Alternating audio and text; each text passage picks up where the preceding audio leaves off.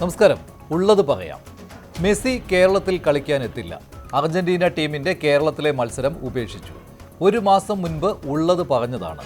അന്ന് കുതിര കയറാൻ വന്ന സ്പോൺസർ ഇപ്പോൾ മലക്കം മറിഞ്ഞു. ലോകകപ്പിന് 3 മാസം മുൻപ് മാർച്ചിൽ അർജന്റീന എത്തുമത്രേ.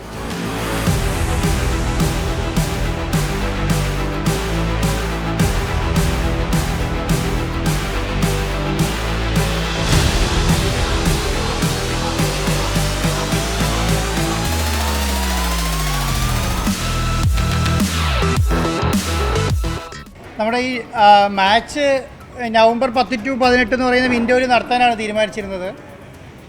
അത് നമുക്കതിൻ്റെ ഫിഫേൻ്റെ അനുമതി കിട്ടാത്തതുകൊണ്ട് നമ്മളത് അടുത്ത വിൻഡോയിലേക്ക് മാറ്റാൻ വേണ്ടി തീരുമാനിച്ചിട്ടുണ്ട്. ഞങ്ങളും അർജൻറ്റീനയും ഓസ്ട്രേലിയ എല്ലാം വിചാരിച്ചിരുന്നത് ഫിഫ അപ്രൂവൽ തരുമെന്നുള്ളത് കൊണ്ട് തന്നെയാണ്.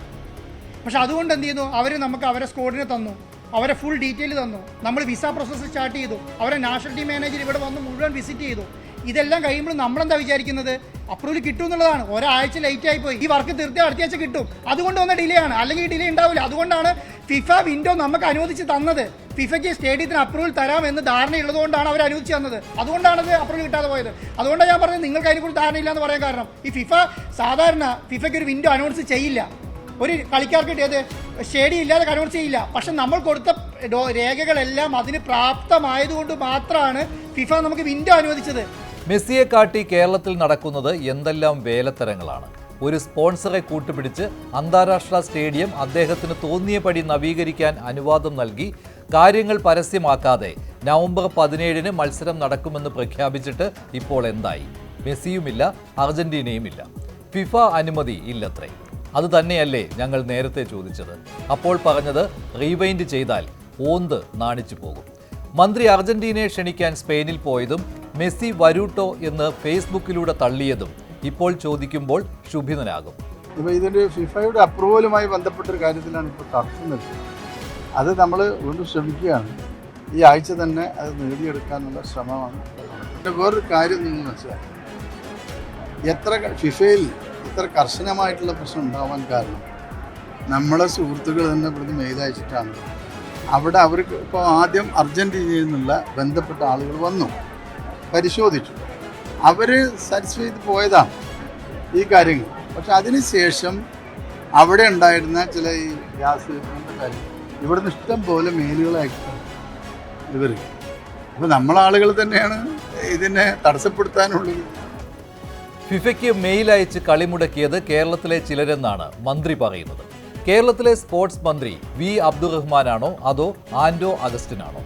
ഞാൻ ചെയ്യുന്നതെല്ലാം കേരളത്തിന് വേണ്ടി, ഇന്ത്യക്കായി, ഇന്ത്യയുടെ ഫുട്ബോൾ വളരാൻ, സ്റ്റേഡിയത്തിന് ഫിഫ അംഗീകാരം കിട്ടാൻ, ഇതൊക്കെ പറയാൻ കായിക വകുപ്പിന്റെ ചുമതല എന്നാണ് ആൻഡോയ്ക്ക് നൽകിയത്. ആൻഡോ പറഞ്ഞ് എന്തെങ്കിലും ബാക്കിയുണ്ടെങ്കിൽ മന്ത്രി പറയും. ഇതാണ് കുറച്ചു കാലമായി നടക്കുന്നത്. ചോദ്യങ്ങൾ നിരവധിയാണ്. നവംബറിലും മാർച്ചിലും ഫിഫയുടെ അനുമതി അർജന്റീനയുടെ സൗഹൃദ മത്സരങ്ങൾക്കുള്ളതാണ്.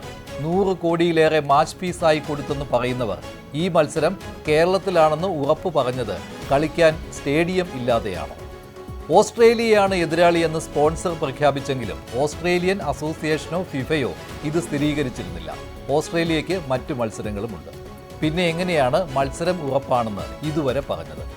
അങ്കോളയിലെ മത്സരത്തിന് ശേഷം ഇത്രയും വലിയ യാത്ര, അതും ലോകകപ്പ് നടക്കാനിരിക്കെ ഒരു ടീമും ആഗ്രഹിക്കില്ല.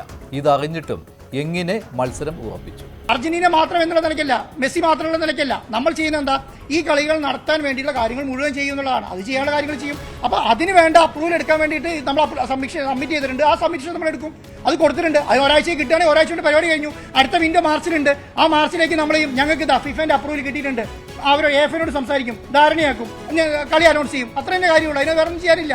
കാരണം നമ്മൾ മാത്രം വിചാരിച്ച് നടക്കുന്ന കാര്യമല്ല. ഏത് കാര്യത്തിനകത്ത്, അപ്രൂവലിൻ്റെ കാര്യത്തിനകത്ത് അപ്രൂവൽ അവർക്കൊരു അക്രഡിറ്റേഷൻ കമ്മിറ്റി ഉണ്ട്. ആ കമ്മിറ്റി പാസ്സാക്കി തരണം. അത് തീരാൻ പറ്റില്ല. അത് ഇന്ത്യയിൽ വേറെ ഇല്ലാന്നേ. ഇപ്പോൾ മാർച്ചിൽ കളി നടക്കുമെന്ന് പറയുന്നത് എന്തുറപ്പിലാണ്? ലോകകപ്പിന് 3 മാസം മുൻപ് മെസ്സി വരുമെന്ന്. കൊച്ചി രാജ്യാന്തര സ്റ്റേഡിയത്തിൽ അടിസ്ഥാന സൗകര്യങ്ങൾ ഒരുക്കി കൊടുക്കാൻ സർക്കാർ സംവിധാനങ്ങൾ കഴിഞ്ഞ കുറച്ചാഴ്ചകളായി സജീവമാണ്. കളി നടക്കില്ലെന്ന് അറിഞ്ഞുകൊണ്ടായിരുന്നില്ലേ ഇതെല്ലാം? മെസ്സി വരാത്തത് ഫുട്ബോൾ ആരാധകർക്ക് നിരാശയുണ്ടാക്കുന്നതാണ്. ആ സെന്റിമെന്റ്സിൽ പിടിച്ച് ഞങ്ങൾ പരമാവധി ശ്രമിച്ചു. മുടക്കാൻ ഇവിടെ നിന്നും ശ്രമമുണ്ടായി. നമുക്ക് സ്റ്റേഡിയം ഇല്ലാത്തത് വിനയായി. സ്റ്റേഡിയം നന്നാക്കി ഭാവിയിൽ അന്താരാഷ്ട്ര മത്സരം നടത്തും.